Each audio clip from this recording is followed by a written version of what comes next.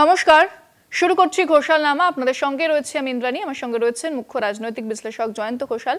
আমরা বেশ কিছু খবর নিয়ে আজকের অনুষ্ঠান আলোচনা করব এবং জয়ন্তদা বিশ্লেষণ আপনারা শুনবেন।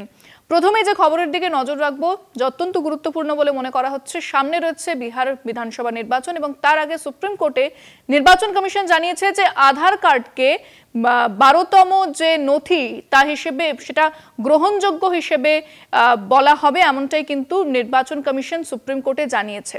আমি এই বিষয়টাই জয়ন্তদার কাছে যাবো। জয়ন্তদা, 11টা নথি সম্পর্কে জানানো হয়েছিল যে সেটা দিতে হবে, তবেই বৈধ বলে বিবেচনা করা হবে, কিন্তু এবার 12তম নথি হিসেবে আধার কার্ডকে গ্রহণযোগ্য বলছে নির্বাচন কমিশন। তাহলে কি পিছু হচ্ছে নির্বাচন কমিশন, জয় হচ্ছে বিরোধীদের?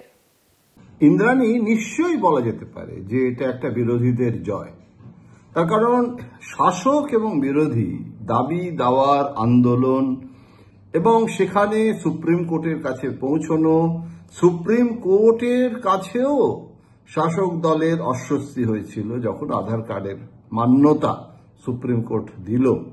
এবং এখন 12 নম্বর মানে একটা প্রামাণ্য দলিল হিসেবে সেখানে কিন্তু আধার কার্ডটাকে স্বীকার করে নেওয়া, মেনে নেওয়া, এটা নিশ্চয়ই বিরোধীদের যে দাবি তার প্রতি একটা শাসক দলের পক্ষ থেকে মেনে নেওয়া। আবার অন্য দিক থেকে শাসক দল তারাও কিন্তু মনে করেছে যে তারা যে প্রচারটা, কেননা এটা এমন একটা বিষয় যেটা বিজেপি সচেতনভাবে, এটা যতটা না বাস্তবে প্রয়োগের বিষয়, তার থেকেও এটা বড় বিষয় হচ্ছে যে একটা গেল রবদোলা বিজেপির যারা কর্মী, আরএসএস এর যারা কর্মী, তাদের মাধ্যমে তো প্রচার অভিযানটা অনেকটা হয়ে গেছে বিজেপির। এখন বিজেপি যখন আধার কার্ডের ব্যাপারটা মেনে নিচ্ছে, তখন একটা জিনিস মেনে নিলে কি হয়, তাহলে বিরোধীদের যে দাবি বা আন্দোলন সেটাকেও কিন্তু কিছুটা স্তীমিত করে দেওয়া যায়।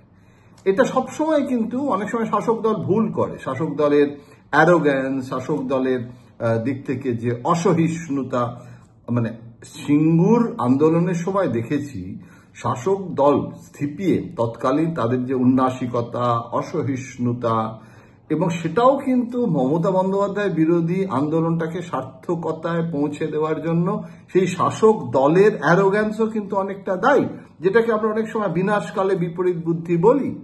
এক্ষেত্রে কিন্তু বিজেপি যেটা করছে সেটা হচ্ছে যে একটা রুটি যদি খুব ফুলকো রুটি হয়ে যায়, একটা যদি ছোট্ট ছিদ্র করে দেওয়া যায়, তাহলে সেই অসন্তোষের বাষ্পটা বেরিয়ে যায়।